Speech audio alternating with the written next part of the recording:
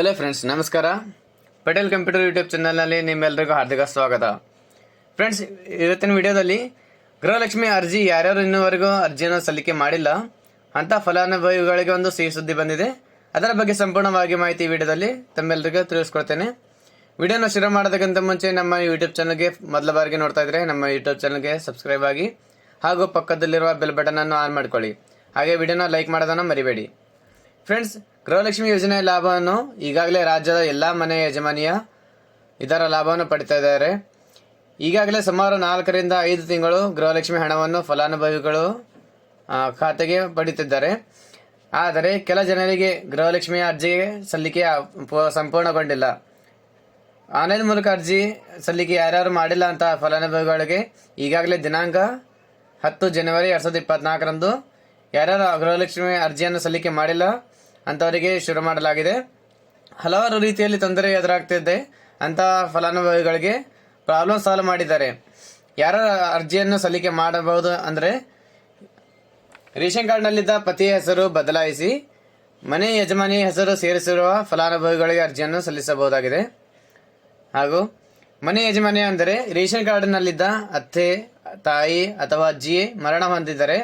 ಅಂತಹ ಪರಿಸ್ಥಿತಿಯಲ್ಲಿ ಯಾರ್ಯಾರು ರೇಷನ್ ಕಾರ್ಡ್ನಲ್ಲಿ ಮನೆ ಯಜಮಾನಿಯಾಗಿ ಸೊಸೆ, ಮಗಳು ಅಥವಾ ಮೊಮ್ಮಗಳು ಯಾರೇ ಆಗಲಿ ಸೇರ್ಪಡೆಯಾಗಿದ್ದ ಫಲಾನುಭವಿಗಳು ಅರ್ಜಿಯನ್ನು ಸಲ್ಲಿಕೆ ಮಾಡಬಹುದಾಗಿದೆ.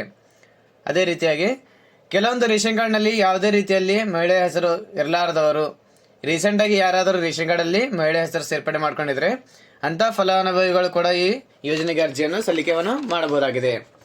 ಸೊ ಫ್ರೆಂಡ್ಸ್, ಅದೇ ರೀತಿಯಾಗಿ ಈಗಾಗಲೇ ಸುಮಾರು 3 ತಿಂಗಳಿಂದ ಅಂದರೆ ಅಕ್ಟೋಬರ್, ನವೆಂಬರ್ ಹಾಗೂ ಡಿಸೆಂಬರ್ನಲ್ಲಿ ಹೊಸದಾಗಿ ರೇಷನ್ ಕಾರ್ಡನ್ನು ಪಡೆದುಕೊಂಡಂತಹ ಫಲಾನುಭವಿಗಳು ಕೂಡ ಈ ಯೋಜನೆಗೆ ಅರ್ಜಿಯನ್ನು ಸಲ್ಲಿಕೆ ಮಾಡಬಹುದಾಗಿದೆ. ಈ 4ನೇ ಆಪ್ಷನ್ ತುಂಬ ಜನ ಕನ್ಫ್ಯೂಸ್ ಆಗ್ಬೋದು. ಕೆಲವು ತಿಂಗಳಿನಿಂದ ಅಂದರೆ ಎಲೆಕ್ಷನ್ಗಿಂತ ಮುಂಚೆ ಹೊಸ ರೇಷನ್ ಕಾರ್ಡ್ಗಾಗಿ ಅರ್ಜಿಯನ್ನು ಆನ್ಲೈನ್ ಮೂಲಕ ಅರ್ಜಿಯನ್ನು ಸಲ್ಲಿಕೆ ಮಾಡಲಾಗಿತ್ತು. ಆನ್ಲೈನ್ ಮೂಲಕ ಹೊಸ ಅರ್ಜಿಯನ್ನು ಸಲ್ಲಿಸಿದ ಮೇಲೆ ಈ ರೀಸೆಂಟಾಗಿ ಏನು ಮಾಡಿದ್ದಾರೆ, ಈ ಹೊಸದಾಗಿ ಒಂದು ಅಕ್ಟೋಬರ್, ನವೆಂಬರ್, ಡಿಸೆಂಬರ್ ತಿಂಗಳಿನಲ್ಲಿ 2023ರಲ್ಲಿ ಈ ರೇಷನ್ ಕಾರ್ಡ್ಗೆ ಅರ್ಜಿಯನ್ನು ಸಲ್ಲಿಸಿದ ಮೇಲೆ ಹೊಸದಾಗಿ ರೇಷನ್ ಕಾರ್ಡ್ ಅಪ್ರೂವಲ್ ಆಗಿ ರೇಷನ್ ಕಾರ್ಡ್ ಯಾರ್ಯಾರು ಪಡ್ಕೊಂಡಿದ್ದೀರಾ ಅಂದರೆ ಅರ್ಜಿಯನ್ನು ಸಲ್ಲಿಸಿದ ಮೇಲೆ ಯಾರ್ಯಾರು ಆಫೀಸಿಗೆ ವಿಸಿಟ್ ಮಾಡಿ ಆ ರೇಷನ್ ಕಾರ್ಡನ್ನು ಅಪ್ರೂವಲ್ ಮಾಡಿಸ್ಕೊಂಡು ಬಂದಿದ್ದೀರ ಅಂಥವ್ರಿಗೆ ಯಾರ ಹತ್ರ ರೇಷನ್ ಕಾರ್ಡ್ ಇದೆ ಅಂಥ ಫಲಾನುಭವಿಗಳು ಈ ಗೃಹಲಕ್ಷ್ಮಿ ಯೋಜನೆಯನ್ನು ಇಲ್ಲಿ ಅರ್ಜಿಯನ್ನು ಸಲ್ಲಿಕೆ ಮಾಡಬಹುದಾಗಿದೆ. ಅರ್ಜಿ ಸಲ್ಲಿಸಿದ ಮೇಲೆ ಹಳೆ ಕಂತಿನ ಯಾವುದೇ ಥರ ಹಣವನ್ನು ಯಾವುದೇ ಕಾರಣಕ್ಕೂ ಬರೋದಿಲ್ಲ. ಕೆಲವೊಬ್ಬರು ಅನ್ಕೋಬಹುದು, ಇವಾಗ ಯಾಕಂದ್ರೆ ಸುಮಾರು 5 ತಿಂಗಳಿಂದ ಅರ್ಜಿಯನ್ನು ಸಲ್ಲಿಕೆ ಮಾಡಲು ಈ ತರ ಏನು ಹೆಡ್ ಆಫ್ ಫ್ಯಾಮಿಲಿ ಚೇಂಜ್ ಆದ್ಮೇಲೆ ಆನ್ಲೈನ್ ಮೂಲಕ ಅರ್ಜಿಯನ್ನು ಸಲ್ಲಿಕೆ ಮಾಡಲು ಆಗಿಲ್ಲ ಅಂತವ್ರು ಏನ್ ಮಾಡಬೇಕಪ್ಪ ಅಂದ್ರೆ ಮೊದಲನೇ 5 ತಿಂಗಳಿನ ಯಾರ್ಯಾರು ದುಡ್ಡು ಬಂದಿಲ್ಲ ಅಂತವ್ರಿಗೆ ಯಾವುದೇ ರೀತಿಯಾಗಿ ಆ ದುಡ್ಡನ್ನು ಬರೋದಿಲ್ಲ. ಈಗ ಹೊಸದಾಗಿ ಏನೇನು ಅರ್ಜಿಯನ್ನು ಸಲ್ಲಿಕೆ ಮಾಡ್ತಾರೆ ಇದರಿಂದ ಮುಂದಿನ ಕಂತಿನ ದುಡ್ಡನ್ನು ಜಮಾ ಆಗುತ್ತೆ. ಇವಾಗ ಗೃಹಲಕ್ಷ್ಮಿ ಯೋಜನೆಗೆ ಅರ್ಜಿಯನ್ನು ಸಲ್ಲಿಸಿದ ಮೇಲೆ ಡೈರೆಕ್ಟ್ ಆಗಿ 2,000 ರೂಪಾಯಿ ಗೃಹಲಕ್ಷ್ಮಿ ಹಣ ಬರೋದಿಲ್ಲ. ಒಮ್ಮೆ ಅರ್ಜಿಯನ್ನು ಸಲ್ಲಿಸಿದ ಮೇಲೆ ಏನ್ ಮಾಡ್ಬೇಕಪ್ಪ ಅಂದ್ರೆ ಆ ಅರ್ಜಿಯ ಆರ್ಡರ್ ಕಾಪಿಯನ್ನು ನಿಮ್ಮ ಹತ್ತಿರದ ಅಂಗನವಾಡಿ ಕಾರ್ಯಕರ್ತೆಯರಿಗೆ ಒಂದು ಆರ್ಡರ್ ಕಾಪಿಯನ್ನು ಕೊಡಬೇಕಾಗುತ್ತೆ. ಅಥವಾ ನೀವೇ ಸ್ವತಃ CDP ಆಫೀಸ್ಗೆ ಭೇಟಿ ನೀಡಿ ಅಲ್ಲಿ ನಿಮ್ಮ ಗೃಹಲಕ್ಷ್ಮಿಯ ಅರ್ಜಿಯನ್ನು ಅಪ್ರೂವಲ್ ಮಾಡಿಸಬೇಕಾಗುತ್ತೆ. ಯಾವುದೇ ರೀತಿಯಾಗಿ ನೀವು ಗೃಹಲಕ್ಷ್ಮಿಯ CDP ಆಫೀಸಲ್ಲಿ ಅಪ್ರೂವಲ್ ಮಾಡಿಸಿಲ್ಲಪ್ಪ ಅಂದ್ರೆ ಅಂಥವ್ರಿಗೆ ಯಾವುದೇ ರೀತಿಯ ಗೃಹಲಕ್ಷ್ಮಿ ದುಡ್ಡನ್ನು ಬರೋದಿಲ್ಲ.